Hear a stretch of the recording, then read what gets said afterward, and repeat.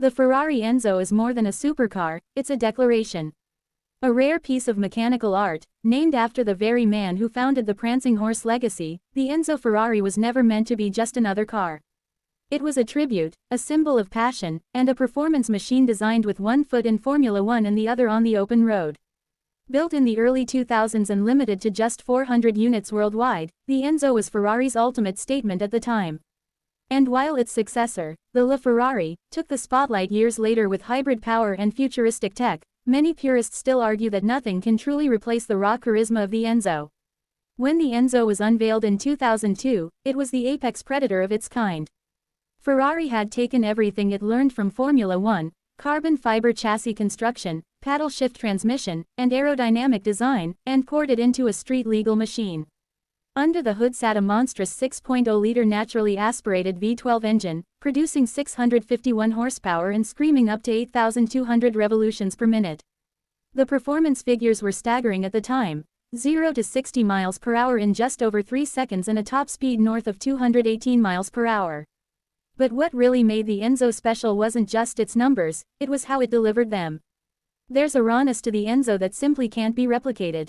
Its semi-automatic single-clutch gearbox shifted with a neck-snapping urgency, its chassis communicated every inch of road through the seat of your pants, and its lack of driver aids made it a beast that demanded respect. No traction control, no hybrid boost, no room for error. It was a car for skilled hands and brave hearts. In today's world of electronically assisted driving, the Enzo feels like the last samurai of its kind. Stylistically, the Enzo was a radical departure from anything Ferrari had previously done. Designed by Ken Okuyama at Pininfarina, its sharp nose, F1-inspired front wing, and tapering tail made it look like a prototype racer for the road. Every curve and duct had a purpose, functional aerodynamics were at the heart of the design. Even the doors, which opened upward in a dramatic butterfly fashion, served both aesthetic and ergonomic purposes. The cabin was minimalist yet focused. No touchscreen, no frills, just carbon fiber, Alcantara, and the thrill of being inches away from a roaring V12. Then came 2013, and with it, the next generation, LaFerrari. On paper, it surpassed the Enzo in every measurable way. Its 6.3-liter V12 engine was paired with a high-KERS hybrid system, producing a combined 950 horsepower. It went faster, braked harder, and cornered like a magnet on rails. It introduced cutting-edge tech, active aerodynamics, and showcased Ferrari's vision for the future. The LaFerrari was cleaner, greener, and far more advanced. Yet, for all its power and technology, many fans still look at the Enzo with more reverence. The reason? Emotion. The Enzo represents a time before digital dominance, when cars were judged by how they made you feel, not just how fast they could go around a track. Driving the Enzo was like flying a fighter jet without autopilot. It forced you to be involved, to focus, to become part of the machine. It had no hybrid trickery, no region braking, just a big, loud engine and a chassis tuned to perfection. Moreover, the Enzo carries a mystique that even the LaFerrari struggles to match. Its production was limited not just in numbers but in accessibility. Ferrari handpicked buyers, ensuring that only the most loyal clients were granted the privilege. And it wasn't merely about money, it was about heritage. Owning an Enzo meant being part of an exclusive club of enthusiasts who understood the DNA of Ferrari. Even among Ferrari's own lineup of legendary models, the F40, F50, and LaFerrari, the Enzo occupies a unique space. The F40 was raw and turbocharged, a poster car of the 1980s. The F50 was more of a race car in disguise, less appreciated in its own time. The LaFerrari became the tech-heavy flagship of the hybrid era. But the Enzo, it bridged the gap between analog soul and digital evolution. It marked the end of one era and the beginning of another. That's perhaps why collectors continue to pay astronomical prices for Enzos. It's not just the rarity, it's the symbolism. The Enzo is a shrine to a certain idea of performance, to a time when supercars were still dangerous and unpredictable.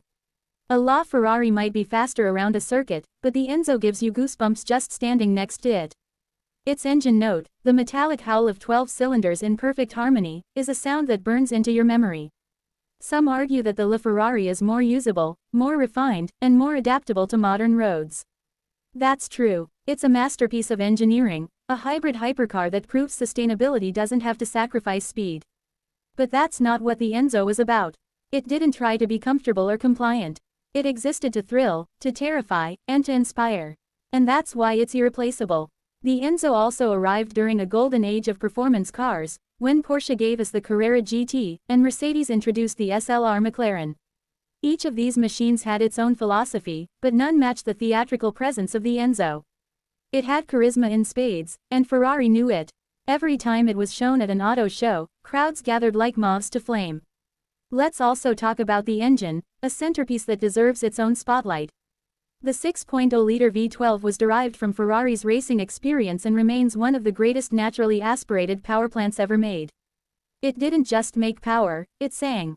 Every rev was a crescendo, every gearshift an exclamation. Unlike the hybrid-assisted push of the LaFerrari, the Enzo's acceleration came with a linear brutality that made your spine tingle. Inside, the cockpit was devoid of excess. No infotainment screen, no climate-controlled seats, just the essentials. Analog gauges, race-derived controls, and a steering wheel that felt like it belonged on an F1 car. Everything about the cabin screamed purpose. While the LaFerrari introduced digital displays and futuristic ergonomics, the Enzo stayed true to the roots of high-performance driving. Of course, that purity came at a price. The Enzo isn't easy to drive in city traffic. It's loud, wide, and demands constant attention. But that's what makes it unforgettable. You don't tame an Enzo, you endure it, wrestle with it, and eventually earn its respect. And in return, it offers a driving experience that's as close to F1 as most mortals will ever get. Over time, automotive tastes have evolved. We now live in an era of electric motors, autonomous driving, and software-defined vehicles. Yet even in this changing landscape, the Enzo's appeal hasn't faded. If anything, it's grown. It reminds us of what cars used to be, and what they can still represent.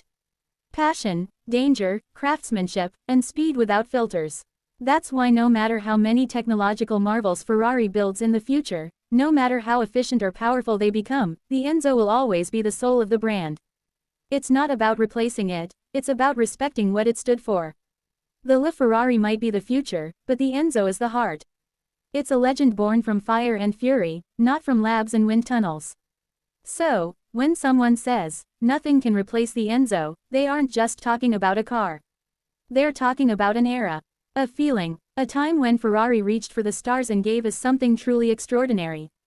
In a world increasingly driven by data and efficiency, the Enzo is the reminder that sometimes, the best machines are the ones that stir your soul more than your stopwatch. And for those lucky enough to hear that V12 roar in person, or better yet, to drive one, the Enzo isn't just a car. It's an experience, one that leaves an imprint on your memory, your senses, and your definition of what it means to drive. Yes, the LaFerrari is a marvel. But the Enzo is forever.